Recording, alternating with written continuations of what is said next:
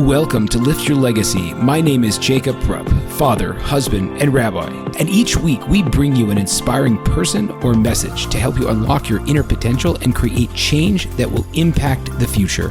Thank you for listening, and let's get to it. Ladies and gentlemen, today I am thrilled to have on an absolute expert when it comes to parenting and taking care of the next generation.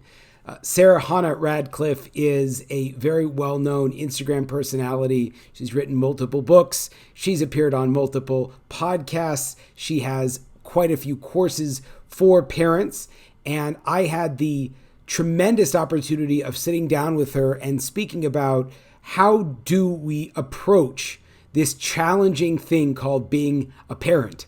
And is it just kind of hold on and figure out as you go, or are there actual steps and strategies to use that will allow you to raise your children to be calm and good people and relaxed and not be living in the whirlwind? So personally, I can say this was very, very helpful for me, and I hope you also find it equally valuable. So with no further ado, Chana Radcliff. Well, ladies and gentlemen, this podcast has been brought to you by me, Jacob Rupp, and Jacob Rupp's Consulting, technically Lift Your Legacy. Now, I have to be honest, I help clients often get out of their own way. And something that has really held me up was exactly the same thing, that I was in my own way. For months, people have been saying, talk about your coaching, talk about how you help people, share it, etc.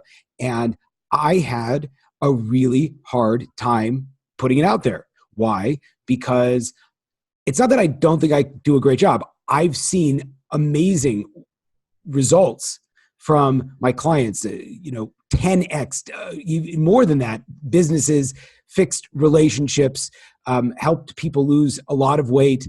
People go on the path of making goals and fulfilling their goals. All of these things, I know I do it. And I've been in the coaching space long enough to know that there's a lot of people that don't really deliver. And the ones that do really deliver are worth literally their weight in gold, because so often we're held back by stuff. And it's just like, if only I could get over that, if only I could work through that. And I help people do that. But for me, my big holdup was sharing that I do this in a big way, in a public way, especially on the podcast, because it's awkward. I don't want people to think, oh, I'm just making the podcast to sell you stuff or to talk about stuff. So that's not what I'm doing. My point is like this. My coaching business is expanding. I'm taking on a few more clients. If you are someone that is struggling in the area of self-esteem, goal setting, health, relationships, or your business, really, reach out. I don't know if we're a good fit to work with each other. What I can guarantee you is that we'll get on the phone for a half an hour. I'll hear the kind of challenges you're having. You'll get a good feel, if you don't know me yet, of the kind of work I do, kind of program I would recommend for you. And if it's a great fit, we'll move forward. And if not, not. But I wanted to appreciate very much from the bottom of my heart the fact that you guys all listen. I appreciate the amazing guests that I have. And I'm really thrilled to have broken through in my own life to the point where I could actually devote a segment to really make a somewhat long-winded, but I think very important advertisement. So if you want to reach out to me, the email is rabbi, R-A-B-B-I, Rupp @gmail.com. And the website is liftyourlegacy.live, and at lift_your_legacy on Instagram. I think it's pretty simple. You know where to find me because you found the podcast. Thank you so much. Well, ladies and gentlemen, I'm thrilled to have today Chana Radcliff, who is just about as well known as it comes in the realm of children's behavior and positive mindset and positive parenting in the Jewish world. And I'm really thrilled to have her on today. Thank you so much for joining me. Thank you for having me. My pleasure. So, Chana, how did you get started in this? Like you're so positive. You have such a straightforward way of handling the challenge or the opportunity we know as parenthood. Like, what was your path to getting to where you are today? It was really accidental. I actually thought that I would be a speech therapist. That was what I was aiming towards. I was studying communication, language, psycholinguistics. And somewhere along the way, I ended up taking a course on children with learning disabilities. It was just part of the curriculum. And I ended up volunteering in a clinic for children with learning disabilities, and they had a parent education department. And I was there for, I don't know, it was 10, 15 years as a student, and then a volunteer and working, and then directing the clinic eventually and running those parenting groups, where I became very interested. And this is back in the 1970s, before parenting books, classes, and whatever really took off. There was one parenting book out there called Parenting Effectiveness. What's that? Dr. Spock, was that the? Well, Dr. Spock, yes. That's the 50s. and then by the 1970s, there was something called parent effectiveness training, which I taught to all the parents. And then slowly books started coming out, and I just really found that more interesting than my original plan to be a speech therapist. And I just veered off in that direction. And then I accidentally also, as a result of that, ended up doing psychological counseling, which is something that also I had never really saw myself doing. But as a result of working with individuals and learning that most people at that time would come into therapy to work out the pain of their childhood experiences with their families, it really solidified in my mind that parenting incorrectly can inadvertently cause developing human beings a lot of pain and struggle that doesn't need to be there. So I merged these two things together and said, okay, look, we've got to do something to help parents who are well-intentioned and just do a better job. Okay, so like I love that. What's the big challenge is that oftentimes we don't see parenting is something that we need to train exclusively for, even though we probably should. We kind of play it by ear. And then oftentimes our kids are already misbehaving when we're like, hey, does anyone know how to do this? So tell me a little bit about how you would advise or what the path is really to positive parenting, to raising children that are happy and not in the therapist chair by the time they are, whatever, 5. No guarantees that we can ever raise a child who's happy, because there's lots of things that go into it besides the parenting. For example, a perfectly well-parented child could be abused by a teacher or a peer, or and have traumatic experiences that affect their development of their personality. Or a perfectly lovingly parented child can be born with genes that make the child's internal worlds just full of difficulty, struggle. The kid is working against himself uphill all the time. So I don't hold parents accountable for making a happy child. I just want the parents to do the best part they can do with their part. Okay. Yeah. So what's the best? How do we meaning like first of all, perhaps you could from your viewpoint, does everybody need parenting classes? Is the world where it is today that it doesn't really make sense to try this on your own, that you should expect to need to educate yourself? That's question one. And the question 2 is like, how do we do our best job? I really believe that everything we want to do naturally in parenting produces the worst results. It's like our natural instincts are horrible. All right. I can give you a million examples, but give me one. Do you want one? Here's, two children are sitting at the table, and they're squabbling, and one, the mother comes in the room and sees that her little boy throws some food at the little girl, and the mother says, we don't throw food, get away from the table now, go to your room. The kid gets up, runs to his room, slams the door. I hate you. I hate this house. I hate this family. I hate everybody. And the question is, well, what was the mother doing? Were you here this morning? How did you know that? Just kidding. The thing is, the mother was just doing what comes naturally. Like, what?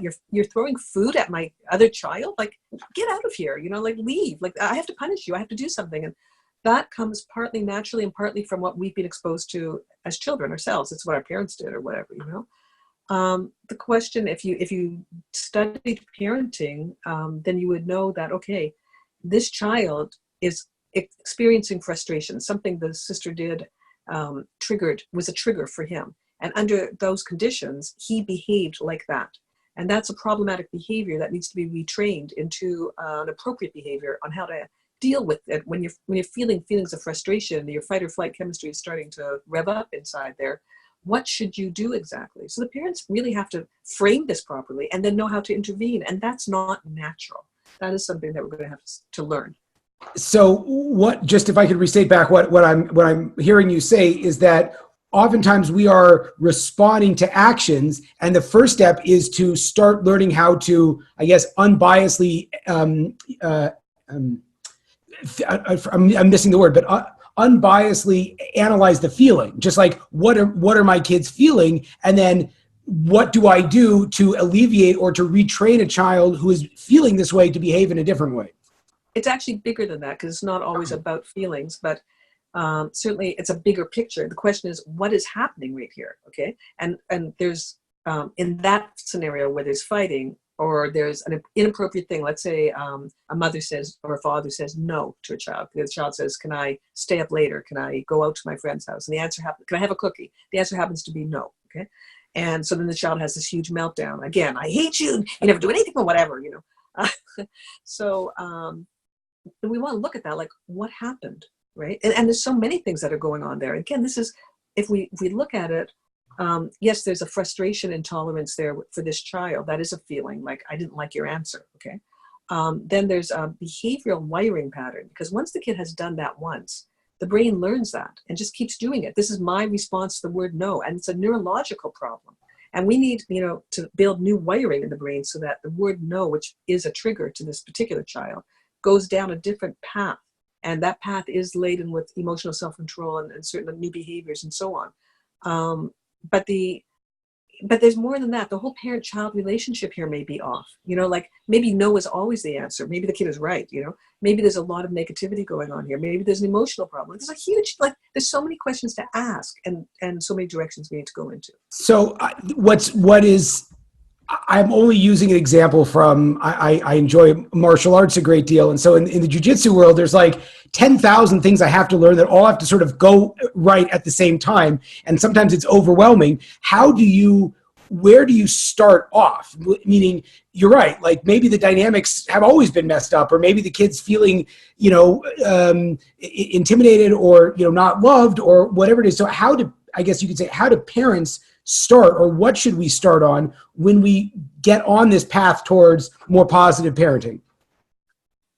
I mean, the first thing is to realize that there are very few parenting emergencies. Okay, now a kid standing in the middle of the road, that's an emergency. Got to get the kid out of the room. You want to scream? Go ahead, get the kid out of the road. Go ahead, scream. Okay, get the child off the road. But apart from things like that, the kid sticking his hand right in the fire, whatever, there's very few emergencies. Therefore, when the kid says, no, I hate you, whatever it is, the parent doesn't have to respond immediately. If the parent is studying a little bit about parenting, they can step back and say to themselves, I need to think about what just happened here, and kind of just leave the scene.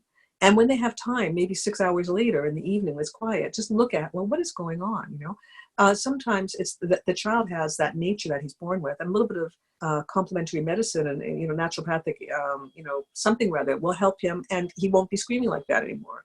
Or sometimes the parent-child relationship is off, or sometimes it's just the behavioral part that needs to be corrected. But you can't even begin to ask what's wrong in that moment. So don't do anything in that moment. Okay, there's very few parenting emergencies. So just step back. That's the first thing.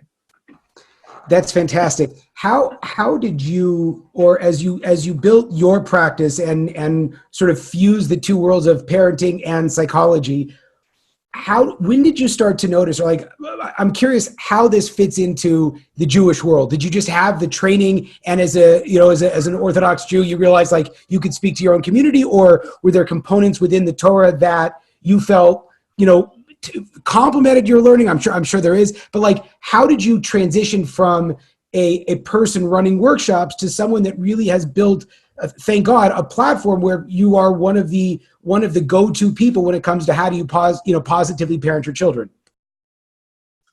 I have to think about how that started, but the concept of Jewish psychology is there's so much wisdom in Torah. So we have things like all the laws of kibbud av v'em. And for a good 10, 15 years there, I was heavily involved in working with something called Project Derech. Just for example here, this is not the whole story, but it's kind of part of the story, where we looked at how the mitzvah of honoring parents actually inculcates certain traits of self-control, appreciation, sensitivity, and humility. And those traits will serve a person well in all of their future relationships with their adults, or like with their peers, with their spouses, with their colleagues, with their children. So just for example, the law of honoring parents requires a child to not start to eat the food that's in front of them until his mother and father are eating. Okay, so you're sitting at a table and the mother's been cooking all day and she puts this food in front and the kid gobbles it up before the mom sat down. Okay, which says like, you're the servant and I'm the king and bring me some more. And this wasn't even good enough or whatever, you know? So what we have here instead is a child who has to wait. Now, fortunately, most of our children are not starving. They probably ate 5 minutes ago. Okay, so now this food's in front of them. And the child is waiting to see the mom lift the fork. The father's waiting too. As soon as mom lifts the fork, the father eats, the mother eats, and now the children eat. Now, by the way, this used to be normal manners in houses in the world, okay? If you were a guest, you would wait until your host ate. And that's also actually a law in the Torah, wait until your host eats. But certainly wait until your parents eat. It's like you're sitting at the king's table and you're starting, the parents are considered king and queen, and you're starting to eat before the royalty. Like, this is not okay, okay? So you need to hold back. And in holding back, there's that self-control. That's their humility. That's my parents. I don't eat before my parents, just for example, okay? And this is the appreciation. Look at somebody made this meal for me. Like, I can't just dive in like an animal. I have to slow it down, you know, and sensitivity to the feelings of the person who has not yet started to eat, but made all this for you, okay? So all of those things. So there's a whole bunch of mitzvahs inherent in that one mitzvah of honoring parents that come out. They're brilliant. They make the parenting journey so much easier. So it's a natural fit there, but there's many other natural fits. For example, the laws of how we as human beings are supposed to speak to people. Like, you know, we're all supposed to speak to everybody in a certain way that doesn't hurt their feelings. Well, parents are hurting their kids' feelings all the time just by the way we speak, you know. And there's a million Jewish laws that impact here. It's just a great natural blend. One of the things that's really fascinating is that things have trended so casually. And so when you would read, for the uninitiated or for the person that, you know, again, like most observant Jewish families or somewhat knowledgeable families understand the basics of kosher, the basics of Shabbat, but like the laws of kibbud av v'em, there's a lot of them, and it's not kind of it's not like one of the common things that we saw. Present company excluded, of course, but the idea of having this level of formality in a world that has, you know, after the 60s and now, you know, many, many years since, we live in such an informal world where parents so desperately want to be liked by their kids and they're afraid of putting their foot down or creating strong borders. How do you help parents learn to step into that role without becoming tyrannical? Well, right. So actually, I wrote a little booklet for Project Derek on that subject. It was called Raising Lovable Children. And the point is that once you have a child who does actually speak to you according to the way he should, you know, in a proper tone of voice and asking you and not pushing you around or bossing you around, but what happens is that the child becomes easier to love. And the child gets more positive from the parent. And that's very important for the child's development. So we can sell the parents a little bit that way, that in fact, a child who is obnoxious, it gets, it just gets a lot of negative looks even from the parental face. And that is harmful to the child. In terms of, that formality, you know, even when I was a child, way back a long time ago, you know, we called our parents' friends, like aunt and uncle so-and-so. I used to thought I had a bunch of relatives who it turned out not to be relatives, right? You would never call an adult by their first name. Now people will sometimes call their parents by their first name and their teachers by their first name. You know, in the world at large, it's kind of like, oh, you know, the 30-year-old and the 40-year-old and the 5-year-old, we're all on the same plane. And parents are afraid to take that leadership role. Now you can be a wonderful leader, a loving leader, a warm leader, a fair leader, a respectful leader. You don't have to be an abusive leader just because you're a leader. And that's, people mistake that, like, oh, if I get into the grown-up position to actually guide and lead and teach, then I'm going to be mean. You don't have to be mean. You can do a very good job, but you'll have to learn the skills of it, you know? So, and then you're much more powerful in guiding your children the way to the values and the things that you think are important. When you give that up and everything is like, let the child run the show, the child unfortunately has no parents. It's like a self-raising, it's like a weed in the garden, just like growing, you know, without cultivation. One of the big challenges, and that I think it kind of is in all areas of growth in life, is that there's a certain level of terror or fear when it comes to starting something. Is it ever too late? Is there ever a point where, like maybe an age, maybe if a child is 50 years old, maybe the window's closed, but like, is there a window that closes on your ability to sort of reframe the relationship with your child? Or is it I whenever you start don't learning think, it, you could change it? no. First of all, I once had a 60-year-old client whose 80-year-old mother finally told him that she loved him. And he's like, the tears are pouring down. And the reason for that is the child ego state within us is always a child. So vis-a-vis our parents, we are always 5 years old, okay? They can be 95 and we're 75, but we're 75 in our 5-year-old state, okay? Like we're an old 5-year-old. So when it comes to that, and I'm sorry to stop you. What age, are you saying 5 is just kind of throwing it out there? Is like kind of what age do we freeze frame in our, the inner child? what I say is that it's like cement, okay? And for the first 5 years, the cement is soaking wet, and parents are laying their footprint in that cement, okay? 5 to 10. 1 through 5, for the most part. Yeah, 5 to 10, it's still very wet, okay? So parents have a big imprint there too. Between 10 and 20, the cement is beginning to dry. And by 20, it's kind of hardened. Now, if you want to go change what happened there, you need a sonic boom drill. You have to open up the whole thing and renovate. AKA a therapist. Yes. Mm-hmm. Yeah. Right. But having said that, the child ego state is still waiting forever for the right response from parents. So the parent only the parent has a way of penetrating right through all those layers forever. Okay. So yeah, it's never too late. and as perhaps this is way too general of a question, but what is the child looking for from the parents? Is it the guidance? Is it the love? Like, is there one or two main messages that are sort of universal that parents need to make sure this is what I'm really focusing on imbuing my child with?